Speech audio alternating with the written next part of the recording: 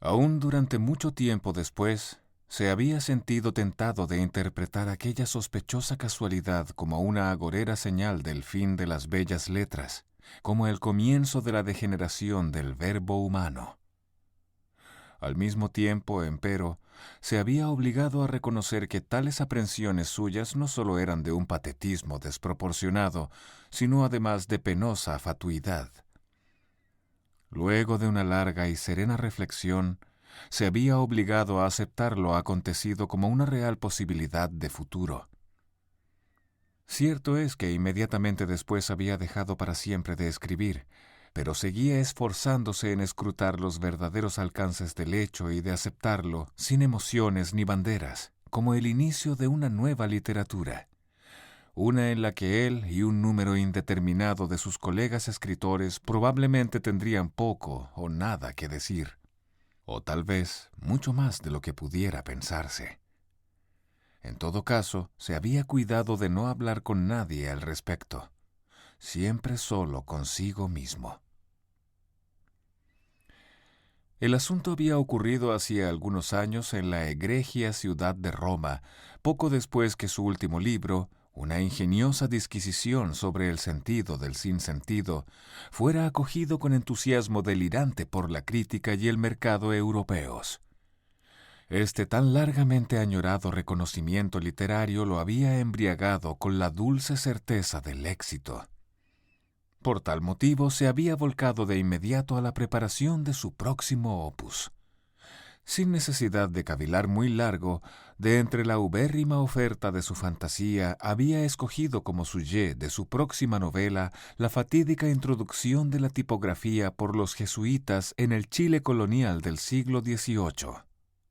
Con este objeto, desde hacía 3 semanas investigaba sin descanso en la biblioteca de la Pontificia Universitas Gregoriana, abriéndose paso por entre marañas de senectos manuscritos olorosos a papel oxidado y goma arábiga, en pos de aquellas verdades documentales de las que se nutren las ficciones verosímiles. Al tercer día de la tercera semana, un caliente martes 15 de julio, había decidido descansar. A ello lo había obligado el constatar que su provisión de ropa limpia se había agotado. Meter tanta ropa de muda en su equipaje solo había significado postergar y agrandar el problema del fondo, de modo alguno su solución. Cierto es que habría podido pedirle a la dueña del albergue donde se hospedaba que lo ayudara a resolver el problema, pero nunca había logrado distanciarse de esa vieja tradición cultural de su país de origen que recomendaba que el lavado de ropa sucia se hiciera en casa. Así pues, en esa tarde canicular se había dado a la búsqueda de una lavandería automática con una bolsa de plástico a punto de reventar en cada mano. Un acucioso estudio de las páginas amarillas de Roma le había revelado que el salón de lavado más cercano se hallaba en la vía de la Spada d'Orlando 18. Tal nombre, había pensado al sesgo, habría satisfecho la oscura pasión nibelunga del viejo Borges por héroes y filos. Quizás lo pensó porque era pleno verano y el fulgor sonoro del nombre concedía a la sucia brevedad de la calleja unos resplandores acerados como los reverberos de un facón macho saliendo de su vaina. Pero el aliento caliente del lejano Scirocco ya había alcanzado Roma, obligándolo a no pensar en otra cosa que no fuese huir de ese calor inmisericorde. Para su gran decepción descubrió que en la calle de nombre tan eufónico el número 18 no existía. Allí donde debía estar se alzaba una larga palizada alta de tablas semipodridas. Una gruesa costra de afiches publicitarios era lo único que parecía sostenerla. Desconcertado había espiado por una endija el otro lado. Lo que vio fueron las ruinas de lo que en tiempos pretéritos había sido una mansión patricia. No se había sorprendido. Roma era pródiga en ruinas nobles. El vasto antejardín era ahora un erial gobernado por la maleza. Al fondo, los peldaños rotos de una escalinata de regia anchura conducían suavemente a una arcada dórica cuyos capiteles mutilados sostenían a duras penas un frontispicio semiderruido. Todo lo que había resplandecido alguna vez con el frescor espléndido del mármol había desaparecido bajo el plebeyo hollín de la civilización. Para impedir su desplome total, albañiles deprisa y sin amor propio habían unido columnas y paredes con tapias de ladrillos. Esa albañilería de emergencia le daba al conjunto el aspecto de un grotesco mausoleo faraónico sin terminar. Un algo indeterminado que él no pudo precisar de inmediato flotaba sobre la casona muerta. Se aprestaba a enfrentar la frustración de la retirada cuando por entre la silvestre enredadera de afiches se entrevió, semioculto, el orín verdoso de un bronce recordatorio. SPQR, Palazzina de la Scintilla, siglo XVI, siglo XVII. Las viejas iniciales imperiales indicaban que para los padres edilicios aquellas ruinas eran dignas de ser rememoradas. El bronce informaba que en 1585 el cardenal Ippolito Aldobrandini, auditor de la Sacra Rota Romana, había ordenado al arquitecto Filippo di Gonzaga la construcción de la villa, la que fue terminada en 1595. Al convertirse Aldobrandini en el Papa Clemente VIII, la regaló en el Anno Santo 1600 a su sobrino, el cardenal Pietro Aldobrandini. Este encargó a Giacomo della Porta cambios en el frontispicio y vestíbulo del primer piso, y al Cavaliere d'Arpino la decoración del patio interior con una fontana de granito sardo y 5 frescos sobre la Santa Familia. Fue en ese momento que su ojo había interrumpido la lectura para detenerse en un simple listón de madera que alguien había clavado más abajo con una casi ilegible inscripción escrita a mano. Lavandería Self-Service ad Aqua, punto Blue, tirare il cordoncino.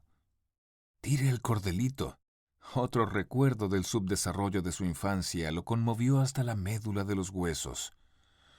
Su primera niñez la había vivido en un conventillo del Cerro La Cruz de Valparaíso.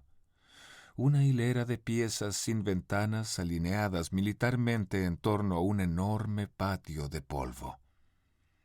En cada pieza vivían una o más familias.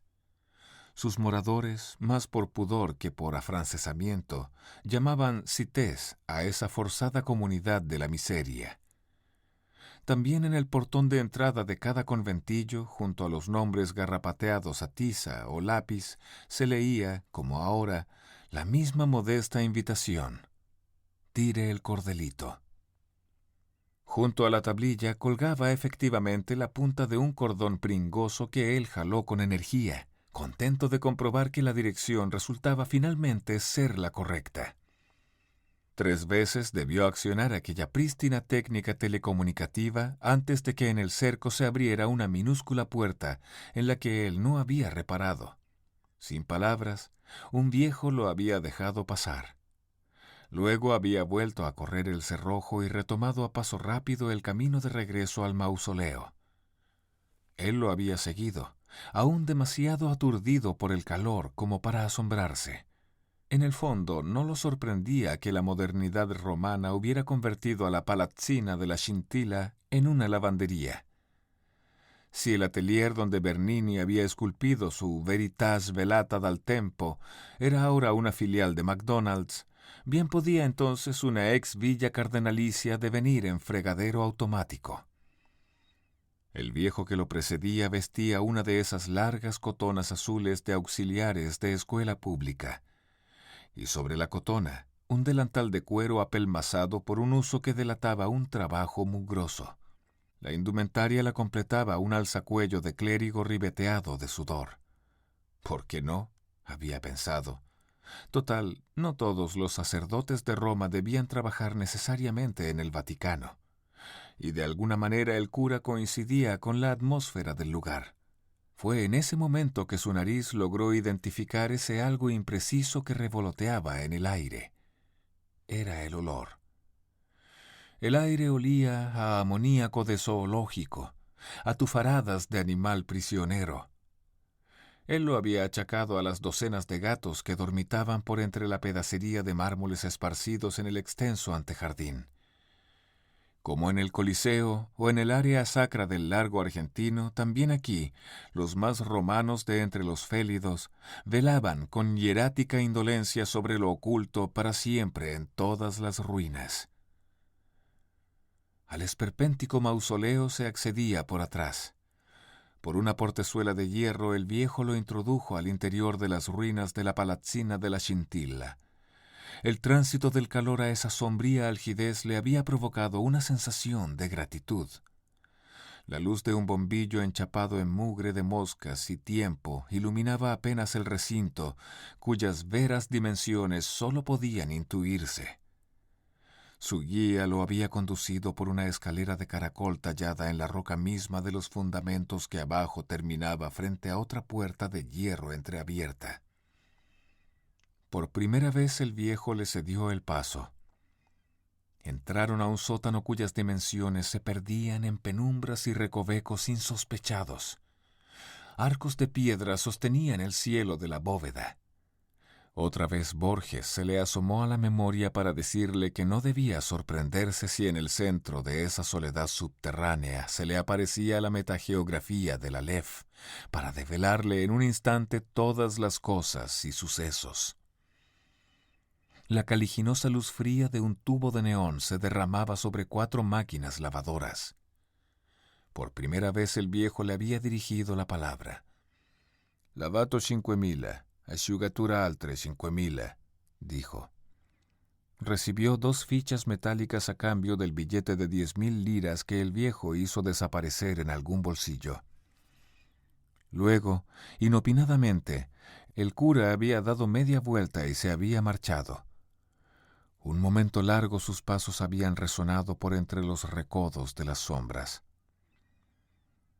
De pronto, al saberse solo en esa catacumba convertida en singular salón de lavado, lo había invadido un temor infantil. De común sabía manejar a discreción el tiempo ocioso de las esperas.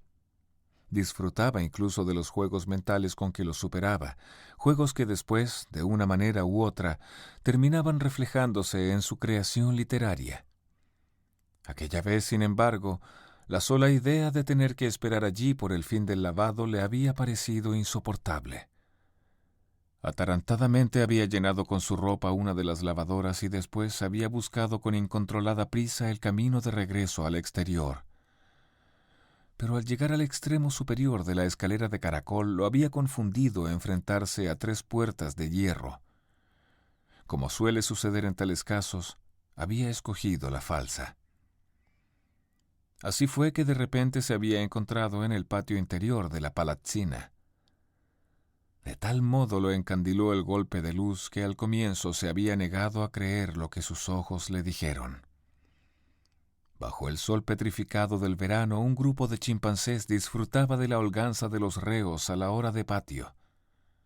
Apacibles paseaban por entre las columnas, se despiojaban unos a otros o cabeceaban simplemente a la sombra de los matorrales. Una alfombra de basura, excrementos y maleza agostada cubría el enorme patio, en cuyo centro un cuarteto de tritones de granito rojo hacía media eternidad que había dejado de soplar agua de sus caracolas en una fontana derruida. El olor a naturaleza podrida lo dominaba todo. Ante tal paisaje había permanecido inmóvil, incapaz de aprehenderlo en su totalidad. «Son bonobos», había dicho de pronto una voz estropeada a sus espaldas, «los más inteligentes entre los chimpancés». El viejo cura lo había dicho en un italiano sorprendentemente cristalino con el tono afectuoso de un abuelo chocho. «Especialmente ese, Umberto», y había apuntado a un mono que miraba ausente en la encumbrada lejanía del azul mientras se rascaba el cuello con un objeto que se veía como una rama seca. Era un lápiz. Humberto se rascaba el cogote con un lápiz. Recién entonces él se había percatado que por doquier en el patio, entre montículos de mierda y restos de fruta podrida, yacían toscos lápices de carpintero y trozos cuadriculados de cartulina. Sin comprender, había mirado al viejo. «Es una historia bastante vieja», había respondido éste a su pregunta muda. «Venga, ahí se está más fresco». Y lo había llevado hasta una banca destartalada bajo la sombra piadosa de un oleandro. «Ritorno súbito», había dicho y desapareció premuroso. Él se había sentado sin dejar de mirar a los monos y sin lograr meter ese singular día de lavado dentro de una caja de modelos más o menos lógicos. La única certeza que no lo abandonaba era que todo aquello estaba de veras ocurriendo. El viejo había regresado con una botella medio llena de vino blanco y 2 vasos. Bajo el brazo sostenía una vieja caja de galletas de hojalata asegurada con elásticos. «¿Da dove vieni?», quiso saber mientras llenaba los vasos. Él se lo dijo, y obedeciendo un irresistible impulso de vanidad había agregado: «Soy escritor». A todas luces divertido, el viejo había tosido una risita y virado sin transición al castellano. «Entonces esto seguramente le va a gustar». Su brazo había descrito un amplio arco que abarcó el patio y los monos. «Esto es, por llamarlo de alguna manera, un experimento del remordimiento», dijo. Luego de vaciar de un trago el vaso, le había preguntado de sopetón: «¿Qué sabe de Giordano Bruno?». «No mucho, creo». «No importa. La ocurrencia fue de Bruno, una de entre las muchas que lo ayudaron a subir a la fogata en Campo de Fiori». Ahí el viejo se había reído como si hubiera dicho algo felizmente cómico y encendido un cigarrillo sin filtro. «¿Sabe? A los del Sant'Uffizio la visión hereje del buen Giordano les molestaba menos que el sarcasmo con que la exponía públicamente. Lo que más enfurecía a los guardianes de la fe no era tanto la crítica de Bruno al dogma del Dios infinito, sino los ejemplos de que él se servía para apoyar sus argumentos». El viejo sacerdote había vuelto a llenar los vasos. «La soberbia del hombre, y de pasada seguramente también la de su creador, de creerse seres superiores de la naturaleza y sobre la naturaleza, enfurecía a Bruno. Fue eso lo que lo llevó a afirmar en su poema didáctico De immenso e innumerabilis, que si un número infinito de monos jugara por un tiempo infinito con pluma, tinta y papel, lograrían escribir otra vez la Divina Comedia. ¿Comprende ahora?». Quizás porque ya había comenzado a sentir algo así como miedo, él se había abstenido de responder. Vaciando el segundo vaso, el viejo había continuado tranquilamente su monólogo. «Después de la quema de Giordano, el Papa Clemente VIII, el único que podía haberlo salvado, se torturó hasta el final de sus días con su mala conciencia. O tal vez se torturaba con el pensamiento que Bruno podía haber tenido razón. Lo que haya sido, el hecho es que una cláusula secreta de su testamento dispuso que una parte no insignificante de su fortuna se invirtiera en la realización ad aeternum de este experimento. Para tal efecto puso además esta palazzina a disposición. Todo eso ocurrió hace 400 años. Desde entonces, el Comité Pontificio de Ciencias Históricas, aunque a regañadientes, designa a un sacerdote secular para la supervisión de esta tarea. Y desde hace 37 años me toca a mí hacerlo.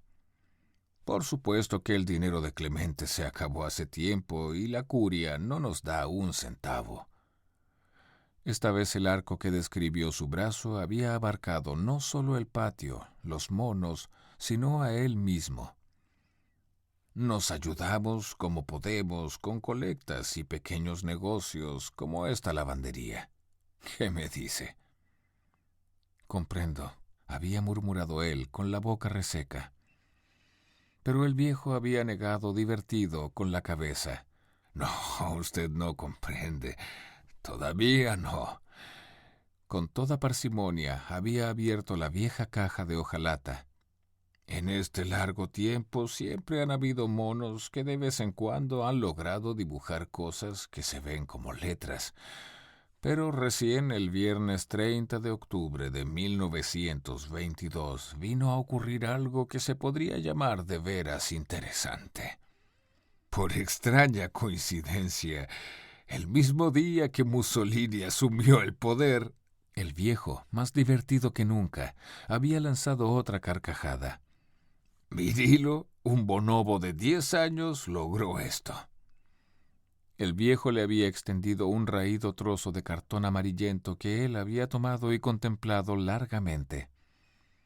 Tan largamente que aún mucho después seguía viendo con toda nitidez lo que Virilo, en ese remoto viernes de octubre, 80 años atrás, había escrito con infantil caligrafía, pero inexorablemente explícito, nel mezzo del cammin di nostra vita. Roma, Berlín, 2002.